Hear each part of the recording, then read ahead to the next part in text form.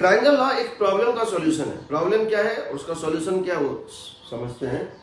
Triangle law जो होता है it comes from position of displacement. हम एक डिस्प्लेसमेंट कॉन्सेप्ट की बात करते हैं। डिस्प्लेसमेंट क्या होता है, what is the meaning of displacement? Line joining starting point and and point. ये होता है वेक्टर या vector joining starting point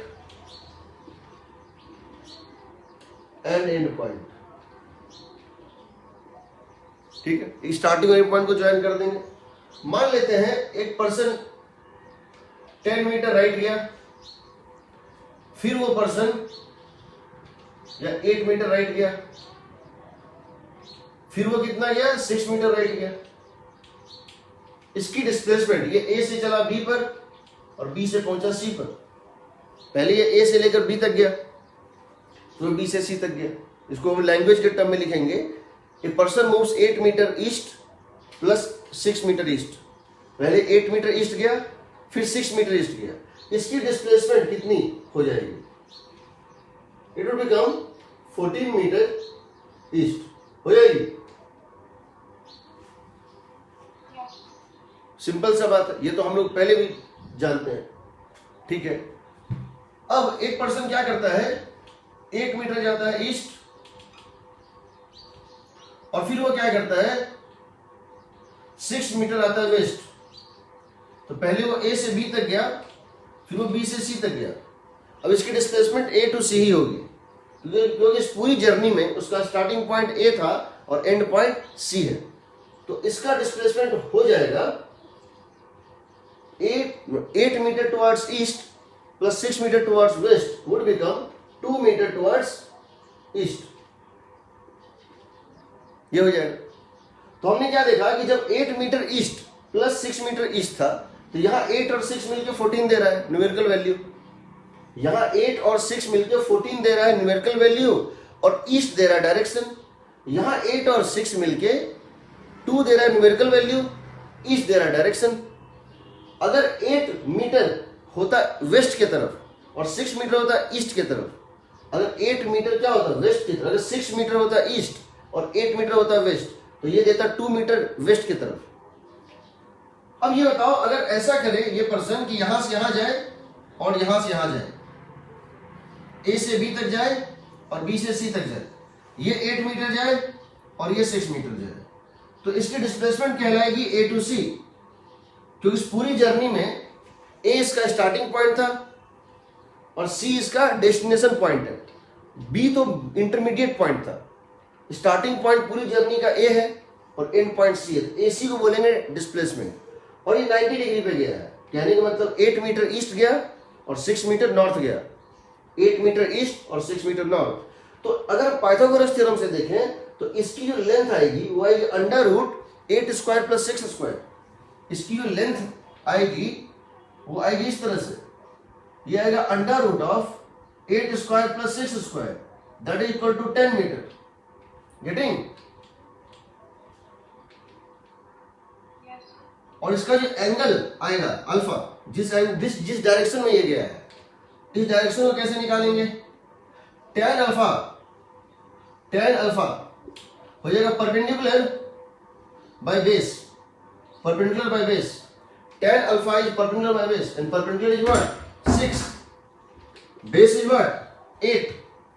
So that is 3 by 4. And you know that when tan alpha is 3 by 4, alpha is 37 degree.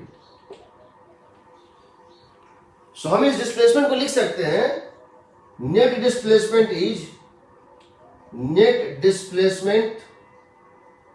Is 10 metre, और direction क्या लिखेंगे बताओ? 10 metre 37 degree north from east. 37 degree north east से 37 degree north की तरफ घूमना है। East से 37 डिग्री नॉर्थ ऑफ ईस्ट। कहने का मतलब है कि 8 और 6 मिलके क्या दे रहा है ये इस पे डिपेंड करता है कि 8 और इस फर्स्ट वेक्टर और सेकंड वेक्टर बीच में एंगल कितना है। यहां एंगल कितना था 0 डिग्री, यहां एंगल कितना था, फर्स्ट वेक्टर और सेकंड वेक्टर में दोनों सेम डायरेक्शन में है, पैरेलल वेक्टर है, तो थीटा कितना हो गया 0 डिग्री। तो हमने सीधे जोड़ दिया। यहां पर कितना है एंटी पैरेलल है, एक आगे एक पीछे, यहां थीटा कितना है 180 डिग्री, सीधे हमने सब्ट्रैक्ट कर दिया। यहां पर थीटा कितना है 90 डिग्री, तो हमने क्या किया पाइथागोरस थ्योरम लगा दिया। लेकिन एंगल तो कुछ भी हो सकता है, 0 से 180 डिग्री तक में इनफाइनाइट एंगल्स हैं। एंगल 10 डिग्री भी हो सकता है, एंगल 35 डिग्री भी हो सकता है, एंगल 45 डिग्री भी हो सकता है। हो सकता है एक पर्सन 8 मीटर चले और फिर ना तो उसी डायरेक्शन में जाए, ना तो सीधे बैकवर्ड आए, ना तो 90 पे जाए, वो एक हल्का सा टर्न ले ले, 10 डिग्री का टर्न ले ले। अब अगर मैं पूछूं कि स्टार्टिंग टू एंड पॉइंट का लेंथ भी निकालो और स्टार्टिंग टू एंड पॉइंट का डायरेक्शन भी निकालो, तो हमको एक टूल चाहिए, एक ऐसा टूल चाहिए जिसमें हर केस चलाए, सिर्फ ये 3 केस नहीं, हर केस में वो टूल हमको आंसर दे इंक्लूडिंग दीज 3। हमको एक ऐसा टूल चाहिए, ये भी तो पॉसिबल है कि एक वेक्टर, एक पर्सन ऐसे आए 8 मीटर टुवर्ड्स ईस्ट, दूसरा टर्न ले इस तरह से, दूसरा टर्न ले इस तरह से 45 डिग्री, और ये डिस्टेंस कितना ले 6 मीटर। अब बताओ, अब इसका स्टार्टिंग पॉइंट ए था, इंटरमीडिएट पॉइंट बी है और लास्ट पॉइंट सी है, तो ये ए से लेके सी तक को क्या बोलेंगे नेट डिस्प्लेसमेंट वेक्टर, ये इसका डिस्प्लेसमेंट वेक्टर होगा। अब इसकी एक लेंथ होगी, इसकी एक लेंथ होगी और इसकी एक डायरेक्शन होगी। हमको अगर पहला डिस्प्लेसमेंट पता है, दूसरा पता है और तीसरे का अगर हमको एंगल पता है, इन दोनों के बीच में एंगल पता है, तो जो ये ट्रायंगल बनेगा, जो तीसरा ट्रायंगल बनेगा स्टार्टिंग और एंड पॉइंट वाला, उसका एक लेंथ होगा और उसका एक डायरेक्शन होगा। अब ये जो 45 डिग्री का केस है वो ना तो इसमें है, ना तो इसमें है, ना तो इसमें है। तो हमको एक ऐसा टूल चाहिए जो किसी भी एंगल 45 डिग्री हो, 0 से 180 एंगल कुछ भी हो, हम उस फॉर्मूले में डालें तो हमारा आंसर चला है इस केस में भी और इन केसेस में भी। उस फॉर्मूले को ट्रायंगल लॉ बोलते हैं। एग्रीड? तो ये एक प्रॉब्लम है, उसका एक सॉल्यूशन देखते हैं। क्योंकि डे टू डे लाइफ में हमको इस टाइप की चीजें मिलती हैं। हो सकता है एक जहाज इधर जाए फिर 45 डिग्री टर्न लेके इधर चला जाए, हमको जानना है जहाज कहाँ है और कितनी दूरी पर है, किस डायरेक्शन में है और कितनी दूरी पर है। क्योंकि अगर किसी रेस्क्यू टीम को अगर भेजना है, अगर जहाज के साथ कोई प्रॉब्लम हो गई, अगर रेस्क्यू टीम को भेजना है, तो पता होना चाहिए कि जहाज कहाँ पर है और किस एग्जैक्टली किस डायरेक्शन में कितने डिस्टेंस पे है। एक पर्टिकुलर डायरेक्शन में एक पर्टिकुलर डिस्टेंस पता चल जाए तो एग्जैक्ट लोकेशन पता चल जाएगा। इसको बोलते हैं ट्रायंगल लॉ। कि हम एनी वैल्यू ऑफ, इसका मैग्नीट्यूड पता हो फर्स्ट वेक्टर का, दूसरे वेक्टर का मैग्नीट्यूड पता हो और दोनों के बीच में एंगल पता हो, हम उनका वेक्टर सम का मैग्नीट्यूड और डायरेक्शन दोनों निकाल सकते हैं। ठीक, अभी देखते हैं कैसे होगा। कोई doubt? So what is triangle law of vector addition? जब भी तुमको triangle law of vector addition के बारे में कुछ समझना हो, इसको याद रखना, it comes from the concept of displacement. ये डिस्प्लेसमेंट के कंसेप्ट से आता है। और पैरेललोग्राम लॉ जो होता है वो फोर्स के कंसेप्ट से आता है। बताएंगे क्यों ये डिस्प्लेसमेंट कंसेप्ट से आता है। तो समझो, हमारे पास ये है कि हम ए से लेकर कहां तक गए, बी तक गए। हम ए से लेकर के बी तक गए और फिर हमने यहां से एक टर्न लिया और फिर हम बी से लेकर के सी तक गए। हम पहले ए से बी तक गए, हल्का सा टर्न लिया और बी से सी तक गए। तो एक्चुअल हमारा डिस्प्लेसमेंट क्या होगा, ए से सी तक होगा। This is said to be the net displacement of the entire journey. पूरी जर्नी का डिस्प्लेसमेंट ये होता है। इसको हम इस तरह से लिख सकते हैं, A B vector plus BC vector is AC vector. ये जो बीच का पड़ाव है ना, ये अंदर में ही कंज्यूम हो जाता है, इसका कोई वैल्यू नहीं है। A से B गए, B से C गए, तो जहां पहुंचे वहां से फिर शुरू हुए तो वो खत्म हो जाता है। अंत में सिर्फ स्टार्टिंग और एंड ही बच जाता है, AC वेक्टर। इसके कहने का मतलब क्या है? इसके कहने का मतलब है AB distance in a certain direction. A B vector नहीं यहां लिखे, देखो एक डिस्टेंस ए बी है एक सर्टेन डायरेक्शन में, इसके साथ डायरेक्शन इसका प्रॉपर्टी है जो अटैच है, इसके अंदर इसका डायरेक्शन भी इंक्लूडेड है। ए बी एक सर्टेन डायरेक्शन में plus distance B C in certain another direction, in another direction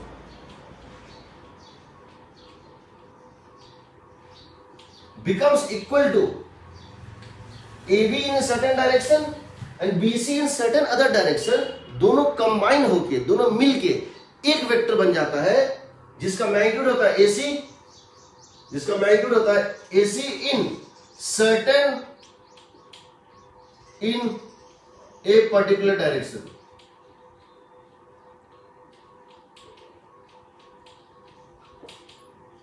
तो AC भी निकालना है और ये भी निकालना है किस डायरेक्शन में, तभी वो कंप्लीट वेक्टर मिलेगा। हमको इसकी लेंथ पता है, हमको इस वेक्टर ए की लेंथ क्या है पता है, और हमको इस वेक्टर बी की लेंथ भी पता है, और इन दोनों के बीच का एंगल भी पता है। This would be the angle between the two vectors. Agreed? क्योंकि ये यहां खत्म हो रहा है, ये यहां शुरू हो रहा है, इसको खींचेंगे तो ये बनेगा angle between the two vectors, ये नहीं होगा angle between the two vectors. Angle between vector A and vector B ये वाला होगा, ना कि ये वाला, क्योंकि यहां जहां ये खत्म हो रहा है वहां से शुरू हो रहा है, तो हमको इसको टेल को टेल मिलाना पड़ेगा। एग्रीड?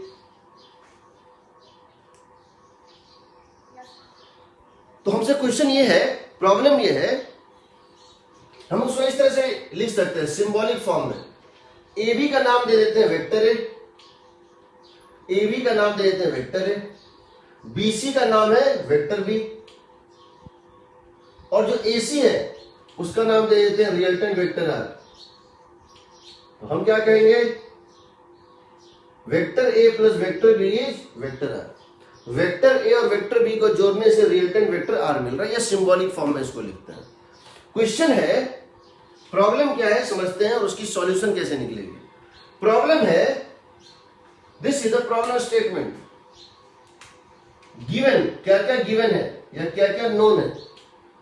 वेक्टर ए का मैग्नीट्यूड यानी ए नोन है, पहले लेंथ का वेक्टर नोन है, दूसरे वेक्टर का भी लेंथ नोन है, और इन दोनों के बीच में एंगल नोन है, angle between vector A and vector B that is theta, ये भी नोन है, ये नोन है, ये नोन है, ये नोन है, ये तीनों नोन है। वेक्टर ए नोन है, वेक्टर बी नोन है, इसका लेंथ पता है, मैग्नीट्यूड, इसका मैग्नीट्यूड पता है, दोनों बीच में एंगल पता है। टू फाइंड हमको कैलकुलेट क्या करना है, एक तो रिजल्टेंट वेक्टर का मैग्नीट्यूड कैलकुलेट करना है, इसको आप बोल सकते हैं ए प्लस बी का मैग्नीट्यूड निकालना है। Vector A plus vector B, vector sum जो है उसका मैग्नीट्यूड निकालना है, पहली बात। दूसरी बात, हम लोगों को अल्फा निकालना है, दिस एंगल अल्फा।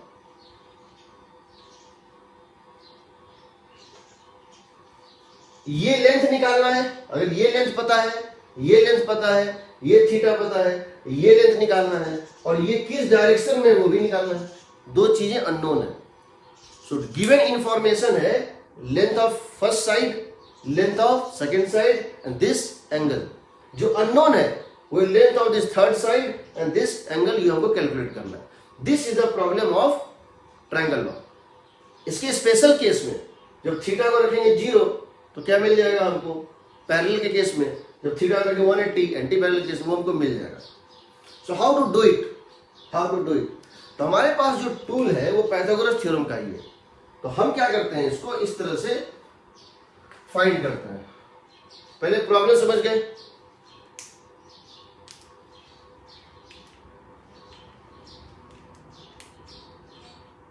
कोई डाउट किसी, कोई डाउट किसी को? ठीक है, अब इसको हम डिराइव करते हैं, इसको हम मिटा देते हैं। ये लिखने का मेथड होता है। हम ट्रायंगल लॉ का एक्सप्रेशन निकाल लेते हैं। कैसे निकालेंगे,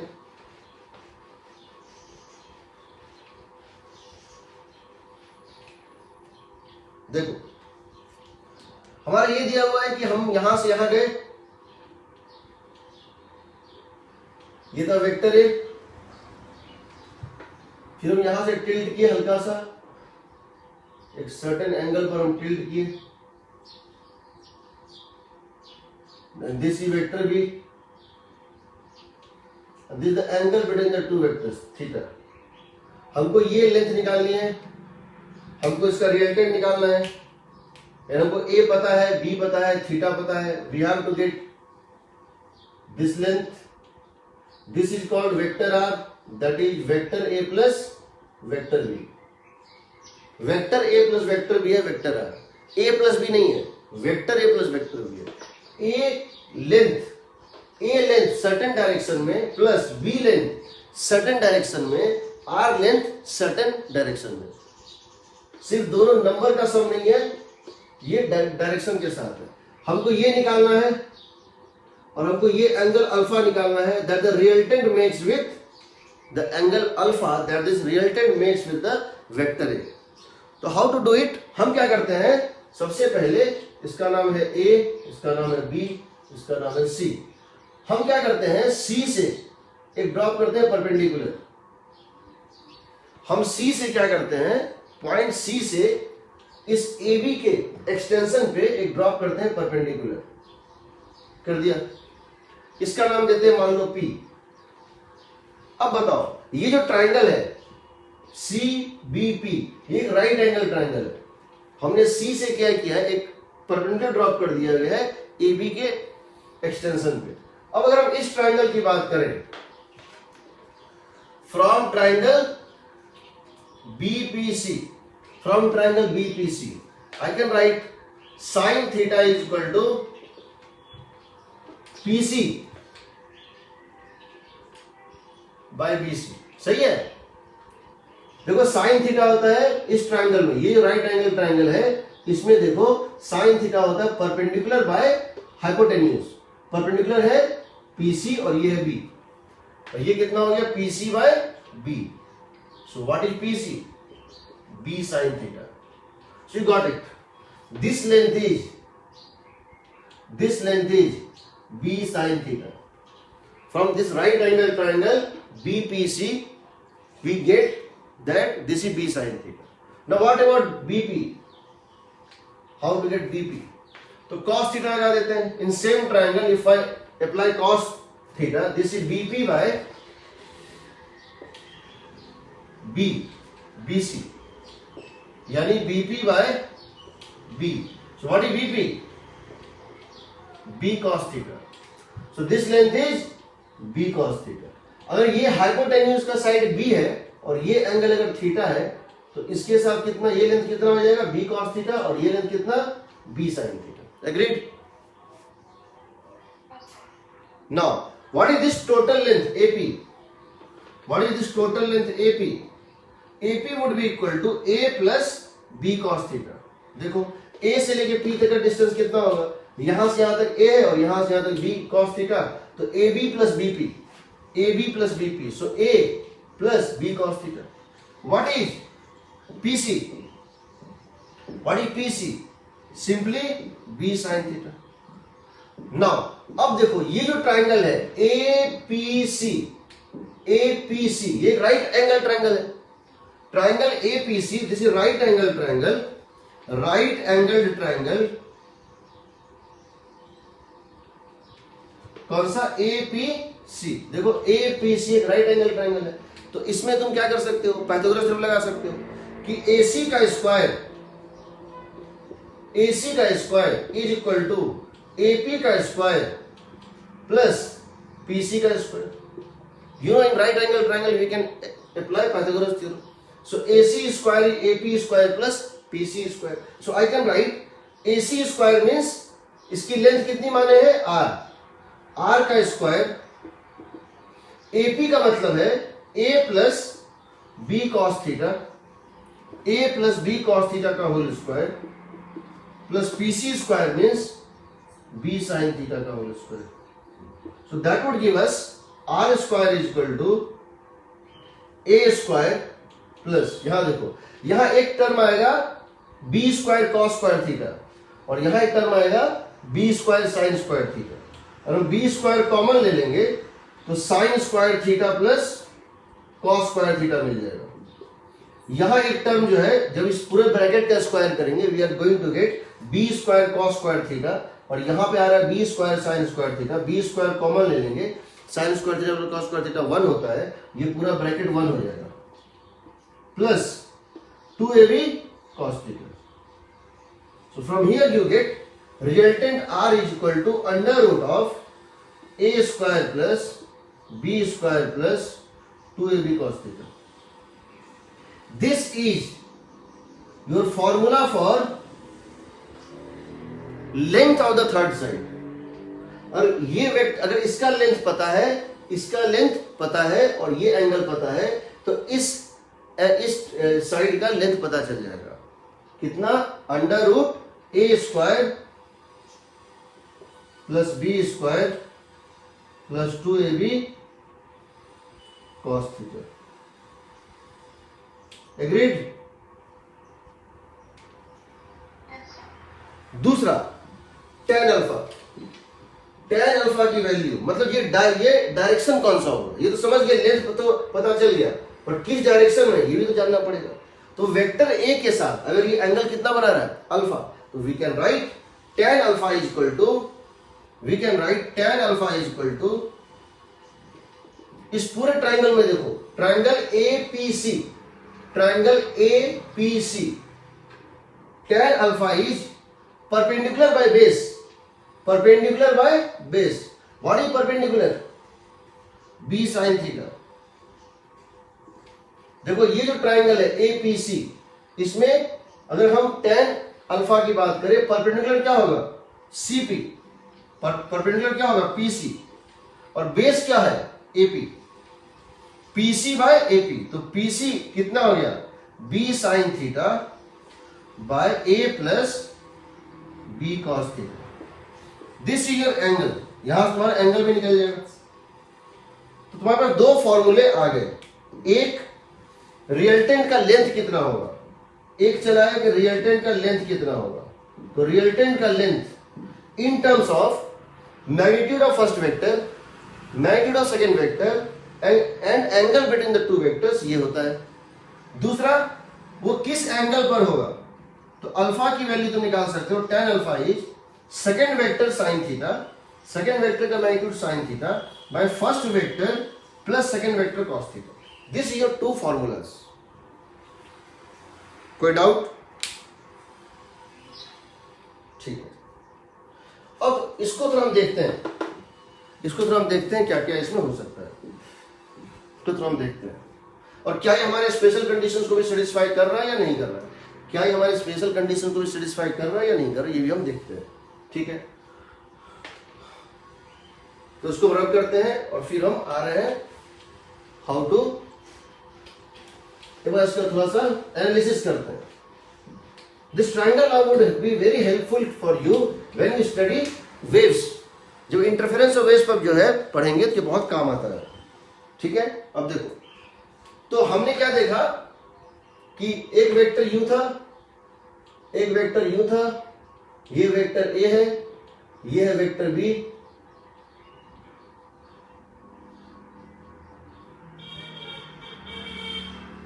ये वेक्टर बी, ये एंगल थीटा, ये रिजल्टेंट वेक्टर जो कि ए प्लस बी है।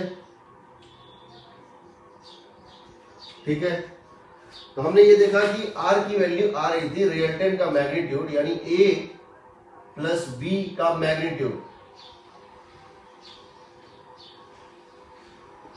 यह आ रहा था under root of A square plus B square plus 2ab cos theta. अब ये बताओ, थीटा अगर वेरी किया जाए, ए और बी फिक्स हो, ए और बी फिक्स हो, और थीटा अगर वेरी किया जाए, थीटा की वैल्यू को चेंज किया जाए, इसकी वैल्यू मिनिमम कब होगी? आर की वैल्यू मिनिमम तब होगी या मैक्सिमम तब होगी, आर की वैल्यू मैक्सिमम कब होगी? If cos theta is maximum. R की वैल्यू मैक्सिमम तब होगी रिजल्टेंट की जब कॉस थीटा की वैल्यू मैक्सिमम होगी। यहाँ प्लस साइन है ना, कॉस थीटा जब मैक्सिमम होगी। अब कॉस थीटा की मैक्सिमम वैल्यू कितनी होती है?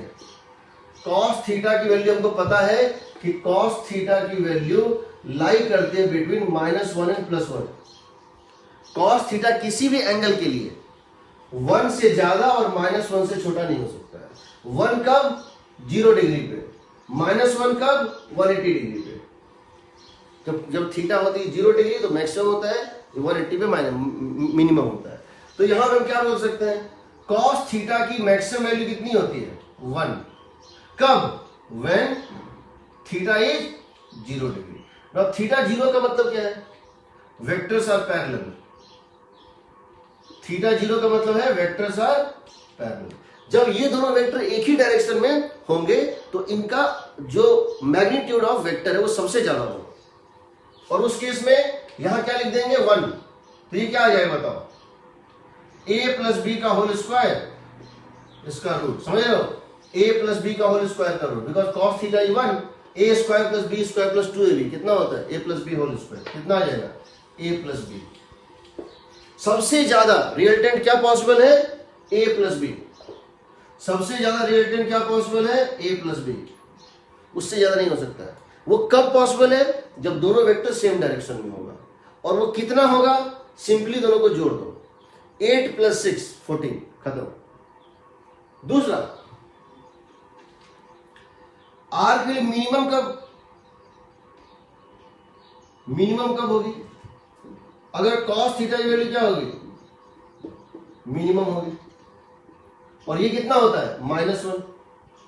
कॉस थीटा का मिनिमम वैल्यू कितना होता है? -1। कब होता है? व्हेन थीटा इज 180 डिग्री, या पाई, रेडियन में लेंगे पाई। 180 का मतलब क्या है? Anti parallel vectors.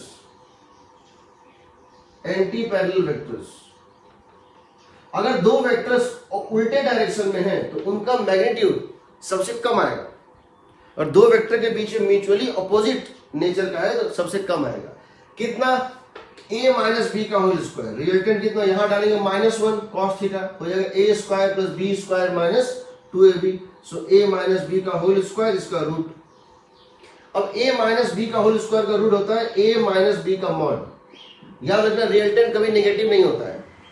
इसका मतलब है a और b को माइनस करके उसका वैल्यू ले लो। जैसे 8 और 6 है तो 8 - 6 लेंगे, 6 - 8 नहीं लेंगे। 8 - 6 या 6 - 8 दोनों का मैग्नीट्यूड लेंगे, 2 लेंगे। तो रिजल्टेंट का मैग्नीट्यूड क्या होगा? मिनिमम होगा। कितना? रिजल्टेंट का मैग्नीट्यूड मिनिमम होगा, वो कितना होगा? a minus B. तो एक चीज तो हम समझ गए, एंगल कुछ भी हो, अगर हमको एंगल नहीं भी दिया है, even if angle theta between vector a and vector b is not known, भले ही a और b के बीच में एंगल नहीं पता हो, बट एक चीज तो तय है कि वेक्टर a और वेक्टर b किसी भी एंगल में हो, उनके बीच का म्यूचुअल एंगल कुछ भी हो, इसकी मैग्नीट्यूड कहां से कहां लाई करेगी? a माइनस बी के मॉड से लेकर के a प्लस बी तक। अभी भी एक चीज की गारंटी है कि इन दोनों का रिजल्टेंट का मैग्नीट्यूड a प्लस बी से ज्यादा नहीं पॉसिबल है और a माइनस बी से कम नहीं पॉसिबल है। इसका मतलब क्या हुआ कि अगर दो वेक्टर हैं, एक वेक्टर की मैग्नीट्यूड 10 है और दूसरे वेक्टर की मैग्नीट्यूड 4 है। एक वेक्टर की मैग्नीट्यूड 10 है और दूसरे की मैग्नीट्यूड 4 है, डायरेक्शन नहीं पता है, तो इन दोनों को ऐड कर रहे हैं। तो एक चीज की गारंटी अभी भी है कि a प्लस बी का मैग्नीट्यूड 6 के नीचे नहीं जाएगा और 14 के ऊपर नहीं जाएगा।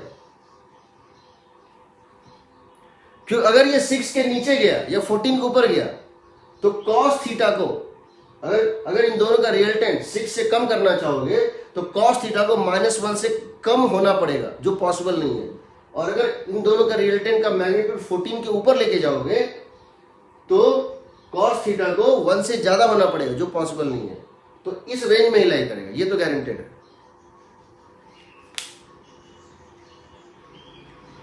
अगर दोनों में एंगल होता 90 डिग्री देखो हम अगर हम इसमें थीटा 90 डिग्री दे दे और यहाँ थीटा को कितना डाल दे 90 डिग्री, कॉस 90 कितना होता है 0, तो कितना आ जाएगा √a² प्लस b²। यानी वो क्या बन गया, पाइथागोरस थ्योरम बन गया। वो क्या बन गया, पाइथागोरस थ्योरम बन गया कि नहीं। यानी कि ये जो ट्रायंगल है ये पाइथागोरस थ्योरम का सुपर केस है। सुपर केस मतलब क्या होता है, पाइथागोरस थ्योरम सिर्फ तब लगता है जब थीटा 90 होता है। ये ट्रायंगल में ही लगता है, पाइथागोरस थ्योरम ट्रायंगल में ही लगता है, बट सिर्फ थीटा 90 के लिए लगता है। बट ये हर एंगल के लिए लगता है इंक्लूडिंग 90।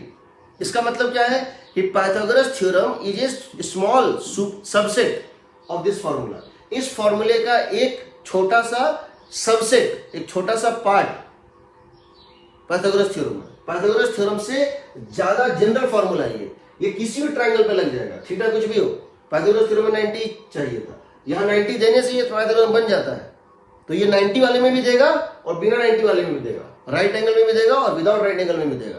बट पाइथागोरस थ्योरम सिर्फ राइट में देता है। ये मोर जनरल केस है फॉर्मूले का। ठीक है, कोई डाउट।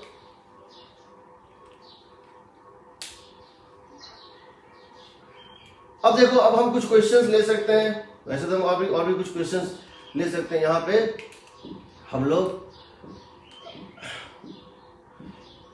कई बार कुछ बुक्स में बात करता है पैरेललोग्राम लॉ का। पैरेललोग्राम लॉ क्या है, वो है ट्रायंगल लॉ। फॉर्मूला वाइज कोई फर्क नहीं है, एक थोड़ा सा कॉन्सेप्ट वाइज फर्क है, फॉर्मूला वाइज कोई फर्क नहीं है। क्या फर्क नहीं है, देखो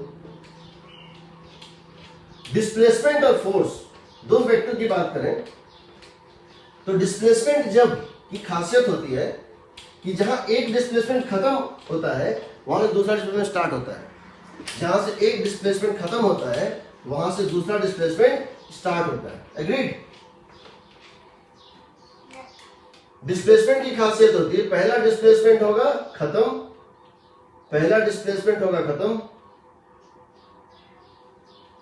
उसके बाद ही दूसरा डिस्प्लेसमेंट होगा स्टार्ट। ये अगर डिस्प्लेसमेंट 1 है तो ये होगा d2। इसलिए यहां ट्रायंगल लगाना पड़ता है कि जहां एक वेक्टर खत्म हो रहा है उसके बाद दूसरा वेक्टर शुरू हो रहा है। इसलिए यहां पे ट्रायंगल लॉ यहां इस टाइप से बनता है। यहां से यहां गए, फिर यहां से यहां गए, यहां से यहां गए और फिर यहां से यहां गए, तो बेसिकली कहां से कहां गए। लेकिन जब फोर्स लगाते हैं किसी ब्लॉक पे, अगर किसी ब्लॉक के ऊपर हम फोर्स लगा रहे हैं तो कैसे लगाते हैं, एक साथ दो फोर्स लगाते हैं। एक आदमी इसको इधर खींच रहा है रस्सी से, एक इसको इधर खींच रहा है। एक ब्लॉक को मैंने क्या किया है, दो रस्सी से बांध दिया है। एक ब्लॉक को दो रस्सी से बांध दिया है, एक रस्सी इधर एक रस्सी इधर, और एक आदमी इसको इधर पुल कर रहा है विथ फोर्स F1 वेक्टर, और एक आदमी इसको इधर पुल कर रहा है विथ फोर्स F2 वेक्टर। तो अब होगा क्या, ये ना तो इधर चलेगा ना तो इधर चलेगा, इसके बीच में कहीं चलेगा। हम देखें तो ये इधर चलेगा।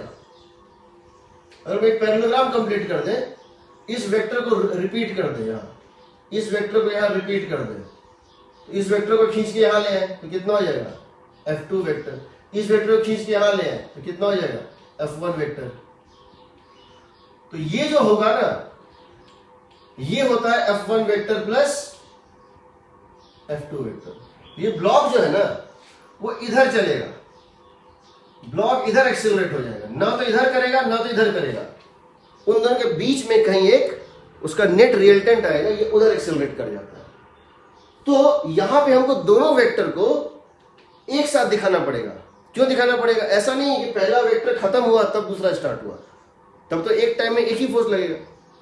दोनों फोर्स को एक साथ एक ही बॉडी पे लगना पड़ता है।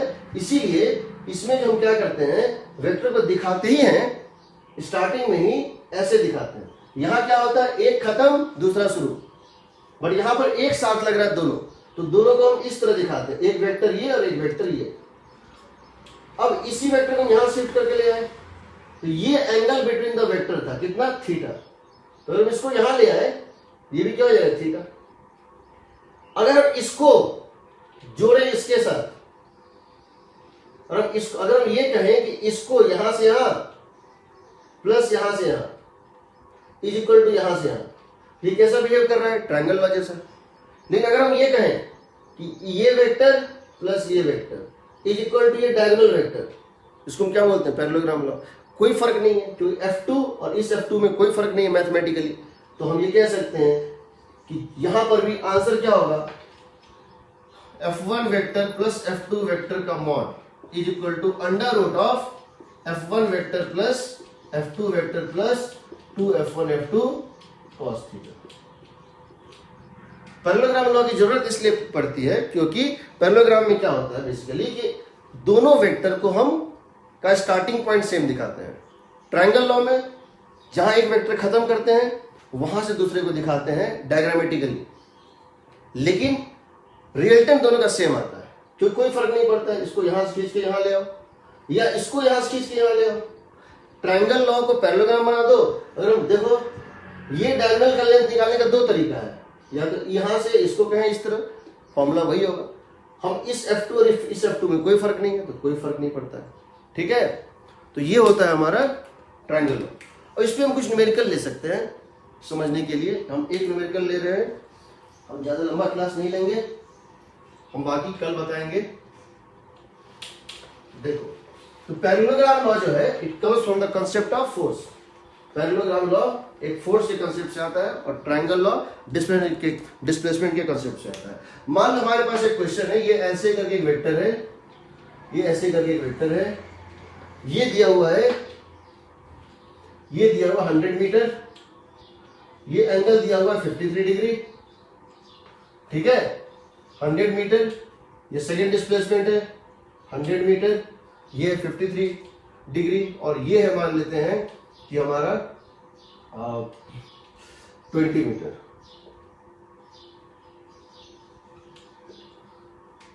ये वेक्टर ए है 20 मीटर, ये वेक्टर बी है 100 मीटर, और एंगल दोनों बीच में कितना है 53 डिग्री। आपको बताना है कि इसके रिजल्टेंट का